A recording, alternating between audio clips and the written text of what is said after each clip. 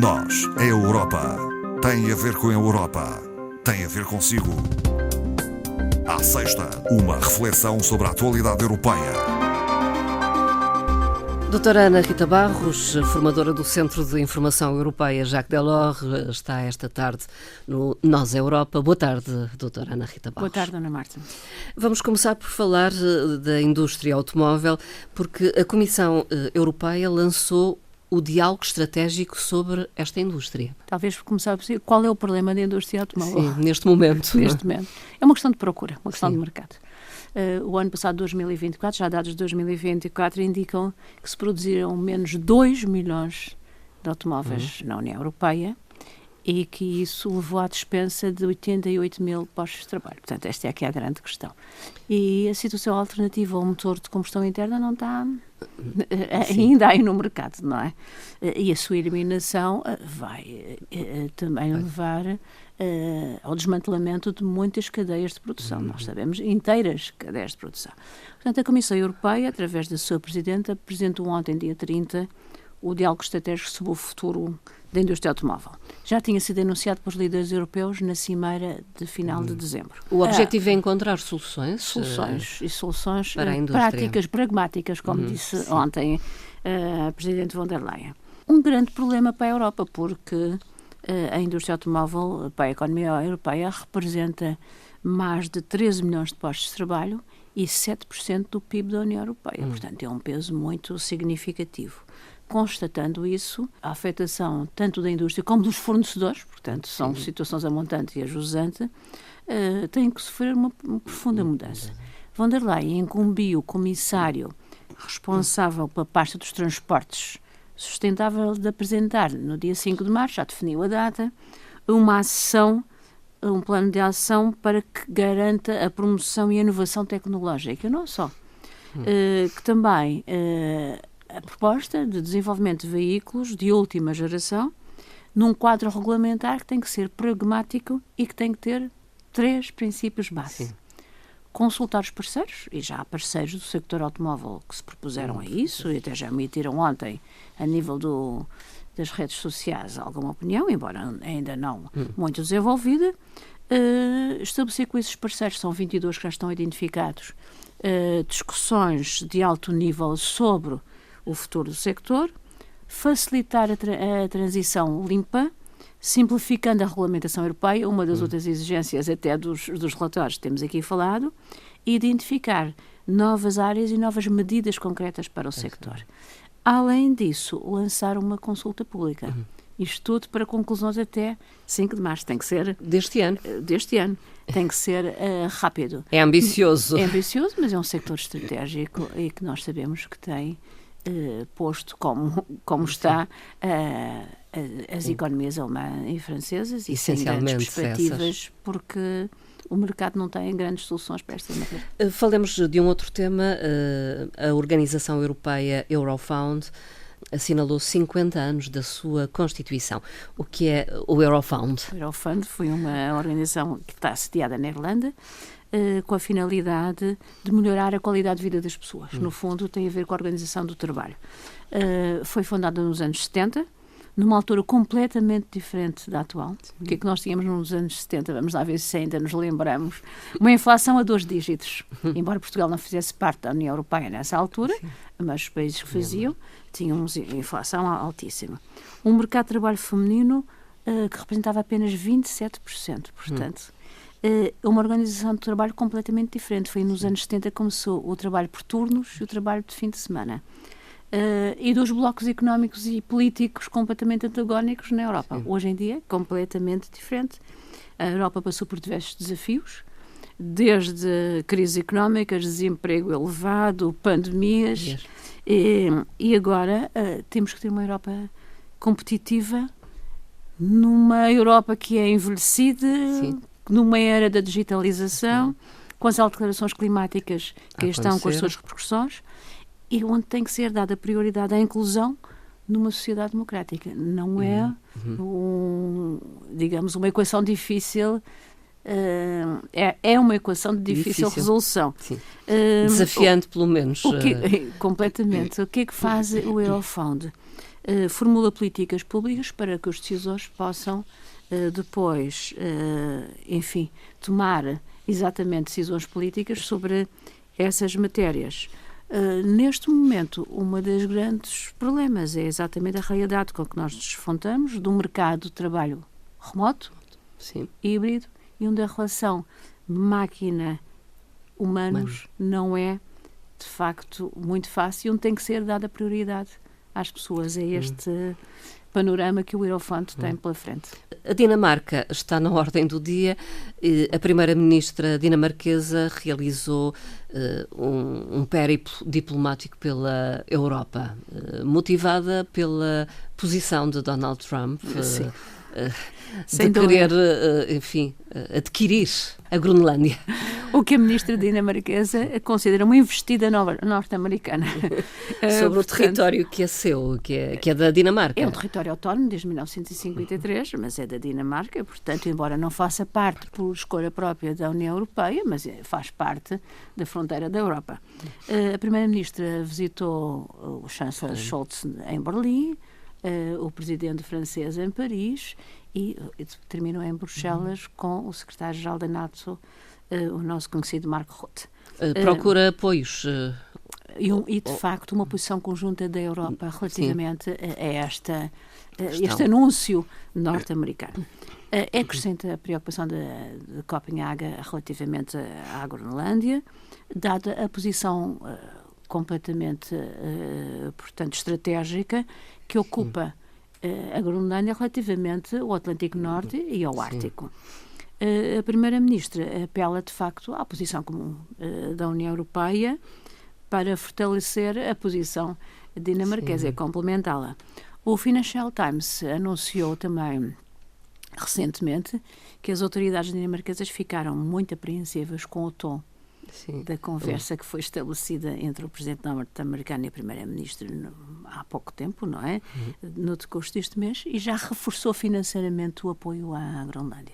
Anunciou uma alocação financeira de 2 mil milhões de euros, que vão ser destinadas a 3 novos navios para patrulhar o Ártico, reforçar os drones de longo alcance e aumentar a capacidade do controle via satélite. Portanto, uma posição de força, digamos assim. Relativamente a uma sondagem, parece ter descansado, mas enfim, as sondagens valem sempre o que vale, muito recente, esta semana divulgada, de que os habitantes da Groenlândia preferem possuir um passaporte dinamarquês, 85% manifestaram isso, do que um passaporte norte-americano. Mas estas coisas, enfim, no campo das sondagens, são assim, ainda muito embrionárias. Portanto, a Dinamarca considera que há mesmo uma ameaça àquele território, sim. por parte dos Estados Unidos da América. Também da Groenlândia, ao querer forçar a Dinamarca a fazer um referendo, também vem ajudar nesta posição. Falemos de alguns dias que se assinalaram, nomeadamente o Dia Internacional da Educação, foi a 24 de janeiro. Sim, faz os 8 dias. O dia 24 assinalou-se o Dia Internacional da Educação com o lema Inteligência Artificial e Educação. A ação humana em um mundo automatizado. Isto é uma reflexão sobre o poder da educação para dotar as pessoas não só de competências, não só de conhecimentos, mas também saber lidar com esta situação. Portanto, é muito mais do que era há uns anos esta parte, que era sabermos lidar com as máquinas. Há desafios. Completamente. E também este dia revela a importância da educação equitativa e inclusiva para contribuir para esbater as desigualdades, promover o desenvolvimento social e a paz. Este dia marca também o início do Ano Europeu da Educação para a Cidadania Digital. Também. Portanto, há uma preocupação em relação à educação e à educação, nomeadamente face às tecnologias de informação. Da tecnologia, exatamente. Relativamente ao Ano Europeu, foi definido pelo Conselho da Europa, não é uma instituição da União Europeia, é muito anterior. O Conselho da Europa foi criado em 1949, tem 46 membros, entre os quais os 27 membros da União Europeia, e um dos órgãos mais conhecidos do Conselho da Europa é o Tribunal Europeu dos Direitos Humanos. Os sistemas informáticos cada vez mais sofisticados são uma grande preocupação e daí o tema escolhido para este ano. O que é que os Estados-membros do Conselho da Europa vão fazer? Vão criar uma plataforma onde inserem os objetivos e onde definem um roteiro para estas temáticas no ano europeu que agora se iniciou. É exatamente procurar ultrapassar esta situação que todos nós estamos confrontados. Nesse sentido, Portugal, que também faz parte como membro, prorrogou até 28 de fevereiro próximo submissão de candidaturas para apoio técnico e financeiro a organizações não governamentais da sociedade civil que operem nas áreas da igualdade e da não discriminação, exatamente nestas áreas tecnológicas que nós falamos. Esta submissão está aberta no aviso Pessoas 2430, lançado pelo governo português, cofinanciado pela União Europeia, e pode ser acedida na plataforma do Balcão dos Fundos. Se for um motor de busca Balcão dos Fundos, depois as organizações que se encontram nestas circunstâncias e que queiram aceder têm o apoio técnico, porque o prazo que terminar agora foi prorrogado até 28 de fevereiro. Falemos ainda de alguns dados sobre o turismo. Dados recentes, divulgados agora pelo Centro Europeu de Pesquisa, que é um centro conjunto, e são dados sobre o turismo relativamente a 2022-2023. As regiões mais a sul da Europa são as mais visitadas na época de inverno. É um dos dados. Portanto, consideram a época de inverno dezembro, fevereiro. E nestes dados concretos, dezembro de 22, fevereiro de 23.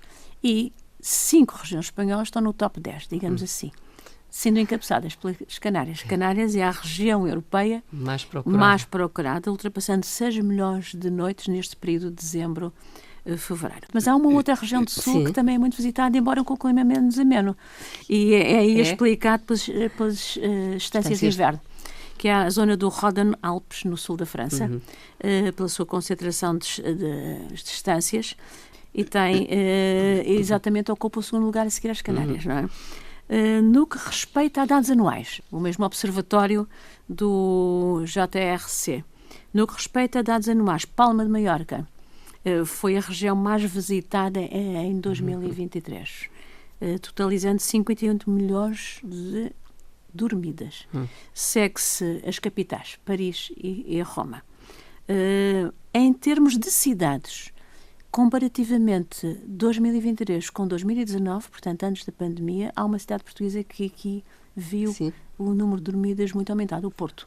Porto tem uma grande captação de turismo, a par de Lanzarote, a par de Copenhague, também viu esse aumento. Um outro dado que é interessante aqui frisarmos, que o Observatório mediu, é a intensidade do turismo. O que é a intensidade? É o que nós chamamos de pressão. É o número de dormidas em alojamentos turísticos em relação aos habitantes residentes nessa zona. E, portanto, esta intensidade é mais alta na Croácia, em Malta e em Chipre. Além disso, uma outra medida deste observatório foi a sazonalidade. O turismo é muito sazonal na Croácia também, e depois, em termos iguais, na Grécia e na Bulgária. Portanto, isso são situações que têm que ter algum cuidado no tratamento desta pressão turística. Finalmente, doutora Ana Rita Barros, falemos de ofertas de emprego disponíveis para as instituições europeias. Apenas um exemplo neste início de ano. O Serviço Europeu de Seleção de Pessoal lançou uma candidatura para a seleção de 240 novos funcionários na área da fiscalidade. E temos fiscalidade direta e fiscalidade indireta. Só um dos exemplos, há muitos. Portanto, podem consultar, os interessados podem consultar o site do EPSO. A apresentação de candidatura já começou e prolonga-se até o dia 19 de fevereiro, mas às 12 horas de Bruxelas. Portanto, é melhor contarmos no dia 18 para termos alguma garantia. Podem consultar EPSO, EPSO. E, portanto, talvez Taxation Law e vai ter a área. Além disso, o Banco Central Europeu não é para uma oferta de emprego para já, é para estágios. Os candidatos podem até ficar, os não admitidos nos estágios, podem ficar numa lista para futura empregabilidade no Banco Central Europeu. Os estágios vão de 3 a 6 meses e no máximo de 12 meses. São 2 exemplos de que os jovens depois vejam as habilitações. Há casos de licenciatura, há casos que pedem frequência de mestrado, há casos que pedem a frequência do doutoramento, portanto, depende, mas penso que é um exercício interessante consultar as ofertas que aqui estão e outras. Né? Quem sabe. A terminar esta nossa conversa, doutora Ana Rita Barros, uma frase muito significativa, uma data que não podemos esquecer nunca. Não devemos esquecer. Não devemos. O 80º aniversário da libertação do campo de Auschwitz. E diz a frase o seguinte, é mesmo do Instituto Auschwitz, e diz que a recordação do Holocausto é uma vitória contra os nazis e os seus colaboradores e contra todos os que tentam, no século XXI, continuar o seu legado espalhando o ódio, a distorção e a negação do Holocausto. Portanto, o Instituto Auschwitz, com sede nos Estados Unidos, mas com filiais espalhadas em vastas partes do mundo e que pode ser consultado e que faz um apelo a que nos lembremos sempre do que representou estes campos de concentração. Doutora Ana Rita Barros, muito obrigada. Obrigada, Dona Marta. E até breve. Obrigada. Até à próxima. Obrigada.